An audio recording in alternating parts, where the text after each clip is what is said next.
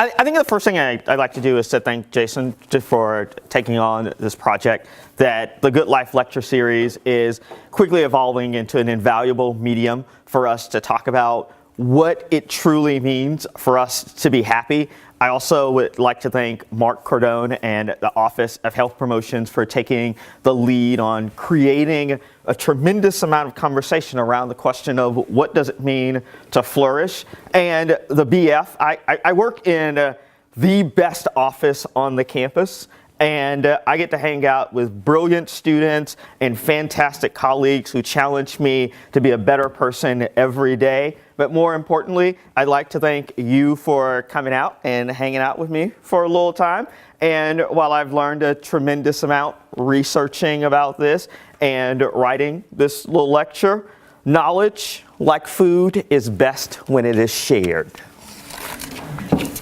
Who is the happy warrior? Who is he that every man in arms should wish to be? Thus begins William Wordsworth's poem, Character of the Happy Warrior, written in 1806 to honor Lord Nelson. Lord Nelson was this fantastic British naval commander who destroyed Napoleon's sailing fleet and disrupted the trading routes to India, and he did it with one arm and one eye. He lost his right arm in 1793 in the Battle of Calvi, and he's lost his right arm, was severed a few years later in the Battle of Santa Cruz. He was unafraid to make bold moves, and he was even challenged his senior officers on numerous occasions. Lord Nelson is the kind of guy you would expect to be a muse for a prominent English romantic poet of the caliber of William Wordsworth. The interesting thing about Wordsworth's Ode to Nelson was that it was much less about his military accomplishments than it was about exploring the values and guiding principles that allowed for Lord Nelson to be a warrior who lost his eyesight, the use of his right arm, and numerous opportunities for wealth acquisition, yet remained happy. Wordsworth was interested in an earnest appraisal of happiness that challenges the dominant conceptions that overemphasizes personal pleasure and has a disregard for our responsibility to the collective. In a far less eloquent manner than Wordsworth, I would like to attempt a similar interrogation of happiness while trying to convince you that you cannot be truly happy until you become a warrior for a higher cause. We will not be happy unless we forge ourselves into warriors willing to sacrifice for a higher cause. I strongly believe that happiness requires that we live our lives in pursuit of transforming our communities into a more just and equitable communes. It requires that we live our lives in pursuit of bigger things. This discussion seems particularly important for us. It's particularly important for Emory University because the dream that we become an inquiry-driven, ethically engaged, and diverse community whose members will work collaboratively for positive transformation in a world through courageous leadership will forever be a dream deferred unless we are willing to sacrifice our personal pleasure at the altar of justice. Such a lofty and worthwhile goal demands nothing less. I'm convinced that our desire to maximize our own mental and emotional well-being requires that we move past indecision and apathy. It requires that we confront injustice with an active engagement to create a more socially just world. I believe that there's a little Lord Nelson in all of us, and it is incumbent upon all of us to provide the next generation's William Wordsworth with a suitable muse. My argument requires that we wade into a very deep and philosophical debate that has been going on for quite a bit of time. Followers of Jeremy Bentham and the practitioners of Aristotelian ethics are some of the more engaged participants in a vigorous dispute over the nature of well-being. The Benthamites identify happiness with pleasure. For them, it is all about the maximization of pleasure. They insist that the only worthwhile pursuits are those that make us feel good. Look, the reality is that the vast majority of us have been socialized to be Benthamites. We hedonistically calculate and justify our every actions based upon an immediate return on pleasure. What will I eat? Who will I eat with? Will I acknowledge those cooking my food and serving me? These daily tasks are ultimately filtered through our notion of what will and will not provide an immediate pleasure. A simple hello, good morning, or providing an authentic response to how are you doing are at times too much to ask for many of us because we do not calculate them as being pleasurable. A Benthamite fails to see what was obvious to William Wordsworth, that happiness requires an appreciation of one's responsibility for others. Who is the happy warrior? Who is he?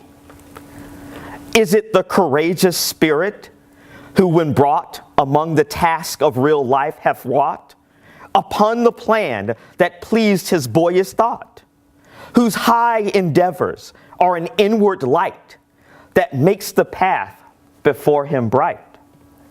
The happy warrior understands that there are higher endeavors that requires her actions to be guided by a spirit of generosity and a commitment to others.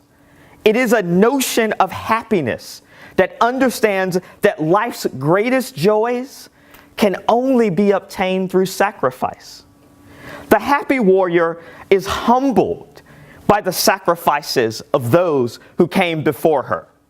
She is fully aware that the value of her own existence cannot be measured by acquisition, but can only be measured by how she impacts the lives of others. Additionally, the Benthamites had it wrong in another area. They failed to appreciate the rich range of emotional experiences that make us human. Pain, sadness, disappointment are all important emotional states that are critical in determining who we are. They fail to account for how these emotional experiences can be a force for good that is both generative and productive. They also fail to understand that our slavish pursuit of our own pleasure can corrode our moral compass and blind us to the ways that passivity constantly serves as a force for evil. It becomes very difficult to have a measured account of the suffering of others when the self is at the center of all of our evaluations. Behind every major social ill that our culture is dealing with, it encourages us to privilege the personal pleasure over the needs of the collective. Climate change is just one example. Our consumption practices are destroying the world. The best case scenario is that some of the poorest countries in the world will be uninhabitable because we have decided that we have an insatiable need for stuff. And yet, we don't account for them when identifying what their needs are and what our needs should be. Climate change is clearly a value issue.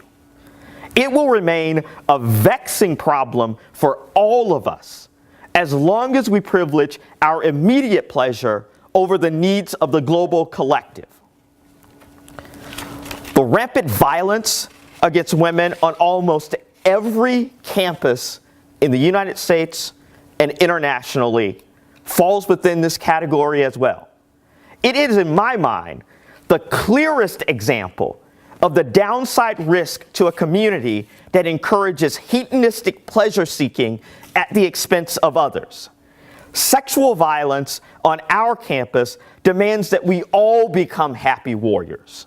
We should not delude ourselves into believing that a climate of fear that women exist in on our campus and are forced to exist in various other places isn't an insidious form of structural violence and injustice that requires all of us to take up arms against.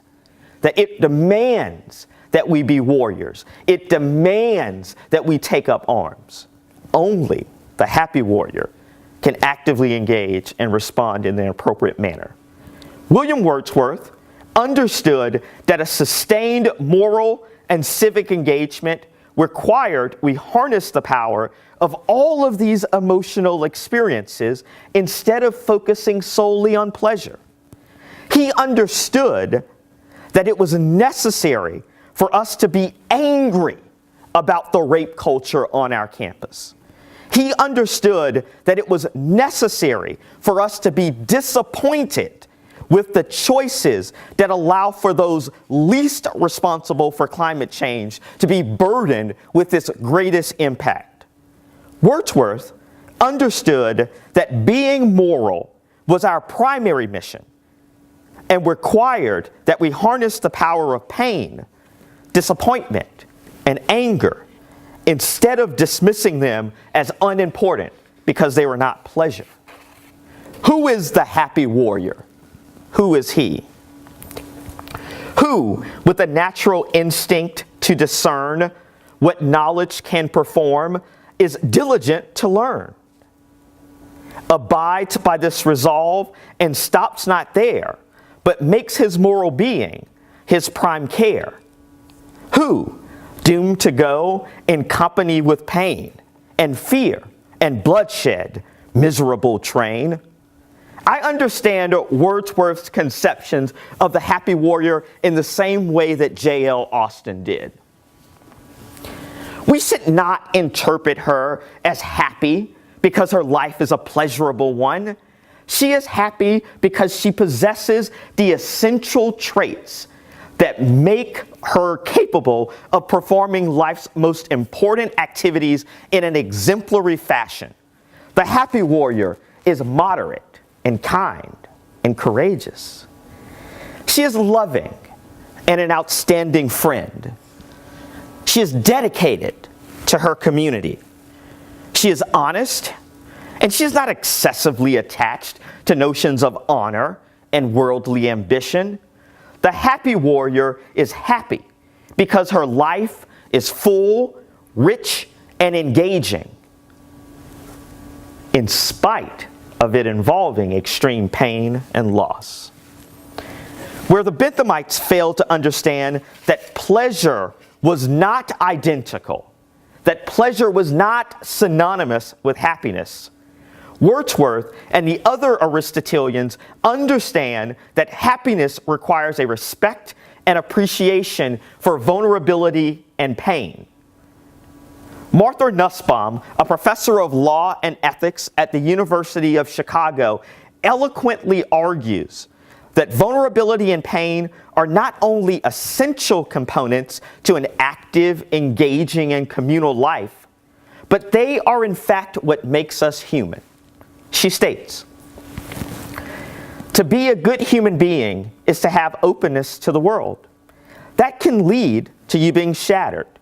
That says something very important about the human condition and the ethical life. That it is based on the trust in the uncertain and a willingness to be exposed. Being human means accepting promises from other people and trusting that other people will be good to you. When that is too much to bear, it is always possible for us to retreat and say, I'll live for my own comfort, and I just won't be a member of society anymore. That really means I won't be human anymore." This debate that's going on is about much more than pleasure and pain. It gets to the heart of who we are as humans and what it means to pursue a purposeful life. For the Aristotelians, happiness is made up of valuable activities that are in accordance with excellence. Performing these valuable activities is far and away the most important thing that we can do. The drive for pleasure is of tertiary consideration. They argue that our lives must be anchored to a set of valuable activities, not pleasure, and it is that will allow for us to thrive and flourish. There is relatively little controversy about the fact that courage, moderation, and justice are valuable activities that we should all pursue. They have inspired revolutions that have fundamentally changed the trajectory of the world. There is little controversy also to the notion that to be human is to be social. And a constant, incessant, and unreflective pursuit of pleasure is a direct threat to our humanity. Who is the happy warrior? Who is he? 'Tis he whose law is reason, who depends upon that law as one, the best friend. Whence, in a state where men are tempted still to evil for a regard against worst ill. And what quality our act is best, doth seldom on the right foundation rest. He labors good on good to fix, and owes to virtue every triumph that he knows. Wordsworth's happy warrior is happy not because she maximized her pleasure, but because her life activities are in accordance with the virtues of reason, honesty, and sacrifice. The truth is that the life of the warrior is a painful one. It is at times extremely lonely. It means fighting for a cause that at times few others support. It means speaking up when there is safety in silence. It means accepting the vulnerability that comes with challenging our friends and loved ones when they are on the wrong side of justice. Yes, yes, yes, yes. The life of a warrior is fraught with danger and loneliness. However, I am convinced that it is the only path to true happiness. Jean-Jacques Rousseau, an 18th century philosopher, argued that there can be no happiness in a society where injustice persists. To the extent that the privileged lives a charmed life and isolates themselves from the suffering of others, everyone is missing out on happiness because they are living in a terribly corrupted and unjust world. Ignoring the poverty and misery of others may allow us to feel good about our lot in life, but it cannot lay the foundation for true happiness. While we can pretend that we deserve our largesse, the lack of self-reflection makes it all but impossible to locate our authentic selves. And while we can ignore that circumstances unrelated to effort or intellect played a substantial role in our fortune, that willful ignorance will continue to thwart our own pursuit of happiness. I wholeheartedly agree with Rousseau that happiness is living a flourishing life. An apathetic response to others' suffering is antithetical to flourishing because the path to real happiness is paved with painful compassion.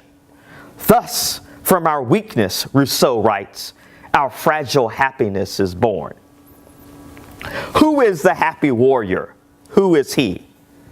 If he is called upon to face some awful moment to which heaven has joined, great issues, good or bad, for humankind is happy as a lover, and attired with sudden brightness like a man inspired, and through the heat of conflict keeps the law in calmness made, and seems what he foresaw, or if an unexpected call succeeds, come when it will, is equal to the need.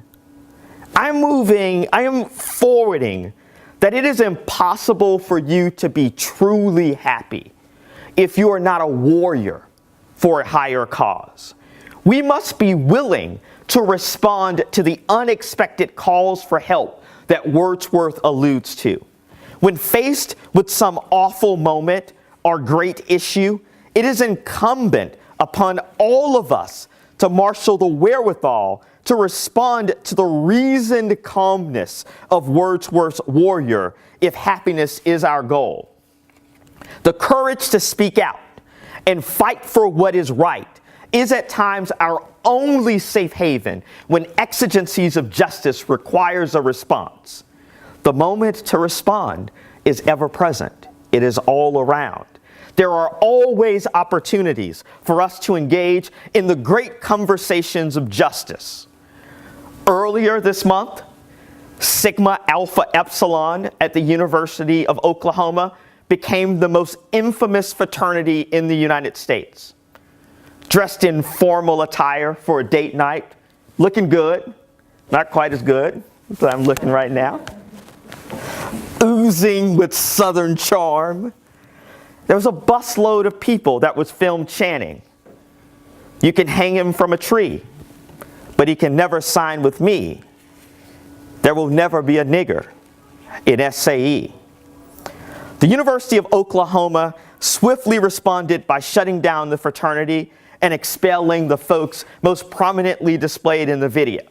Now, I find this situation extremely fascinating. There are multiple ways to think about this, and I'm actually next week going to have a conversation about some of the open expression and First Amendment rights that are play into this. I'm also interested in sort of the class dynamics that are at play in thinking about the ways in which we afford certain people to participate in some activities that I think positions them in ways that makes it easier for us to not attend to the needs of others. But the most important issue for me in this situation is that I'm left wondering, where were the happy warriors on that bus? Why did no one speak up? See, I'm convinced of three things about this situation. Convinced of three things. One, that there were some people on that bus who do not harbor racial animus towards me and other black folks.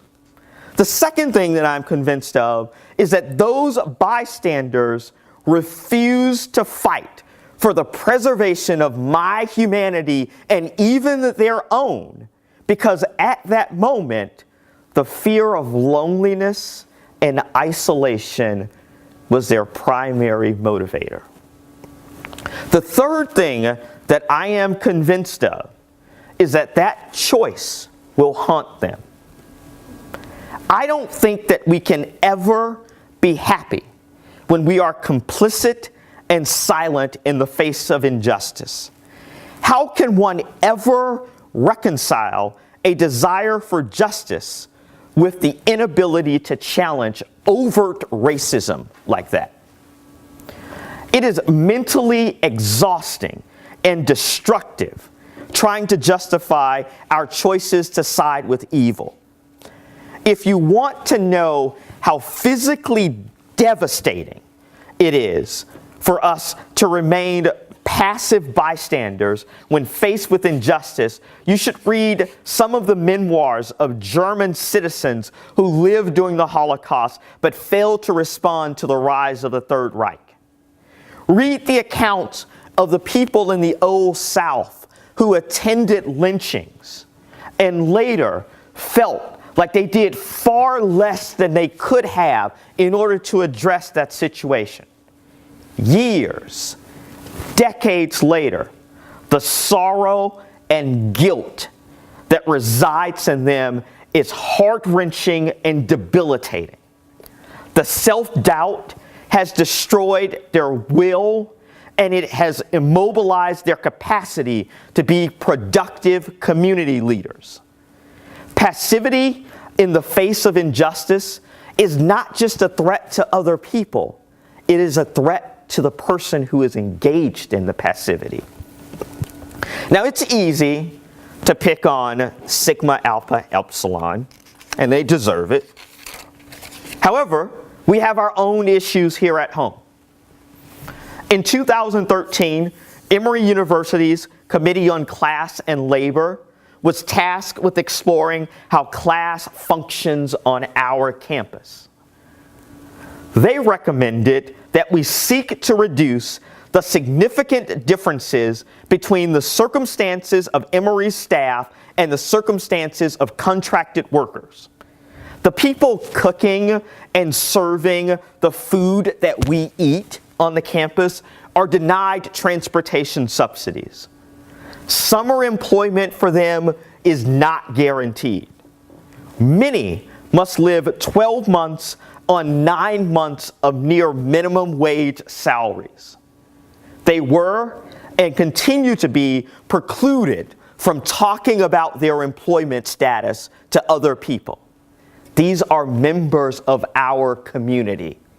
These are members of Emory University, and yet they exist as second-class citizens. This is an indictment on Sodexo.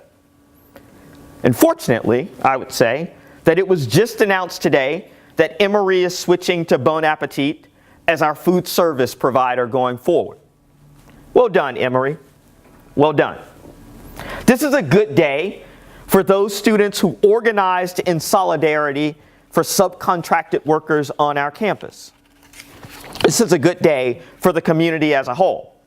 However, I do feel the need to offer a word of caution. The deplorable conditions that the Class and Labor Report spoke of is not unique to Sodexo. Those conditions are a manifestation of the way in which the global economy is built on the blood, sweat, and tears of the most vulnerable members of our society. Certain people are deemed disposable, and they are treated accordingly. It also speaks to how easy it is for even an institution like Emory University, which has a vision for social justice, that can find itself in a place where its social, political, and economic capital is used as a tool of oppression if we do not vigilantly resist those compromises. The thing we must reconcile with the deplorable conditions that subcontracted workers exist in is that it is done in our name. You get fire breathers and J. Cole. I get a much higher salary, subsidized transportation, and fancy socks because I'm an official Emory employee. Sodexo is gone. However, the struggle to account for the needs of all members of our community will continue. We must make an effort to continue to make sure and struggle that all members of our community are treated like they are members of our community, that all members of our community are treated with a sense of humanity. We have a litany of social ills on and off of our campus, and I've already mentioned a couple of them.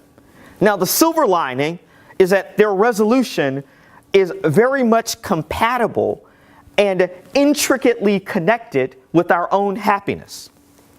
It just requires a slight recalibration in the way we understand what happiness is. The starting point is simple. Be more reflective. Be more intentional in your actions. And demand the same from those who implement policies in your name. No life is truly happy unless it is accompanied by reflection. As Socrates once said, the unexamined life is not worth living for a human being. The commitment to reflection is a commitment to ceaseless critical scrutiny of cultural beliefs and cultural authorities. It requires you to scrutinize your own actions, the actions of your friends, and the choices that people make who speak as if they're acting on your behalf or in your best interests. Resource allocations are a choice. Resource allocations are a choice. Affiliation is a choice. And we should keep in mind that those choices can be changed and are very much susceptible to interrogation. The decision that was made about Sodexo today is proof of that. Our communities have many of the same vices that Socrates identified in his: extreme waste, the privileging of the masculine, and excessive deference to wealth and honor. We desperately continue to need people who will serve as reflexive, happy warriors. Being a happy warrior starts with being intentionally reflexive about who you are and what you are assenting to. We gather here today as a community of people who are interested in making sure that the arc of moral justice continues to bend in the direction of justice, as Martin Luther King so eloquently stated. While there is very little fame and a tremendous amount of pain that comes with being a warrior, I am certain that efforts to pursue both happiness and justice will become increasingly more difficult unless more of us tap into the Lord Nelsons that reside in all of us. It only seems fitting that William Wordsworth concludes this presentation. A happy warrior. Who is he? He must fall to sleep without his fame and leave a dead, unprofitable name.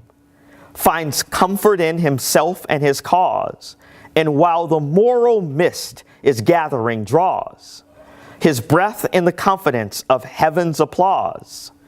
This is the happy warrior. This is he that every person of arms should wish to be. Thank you for your time.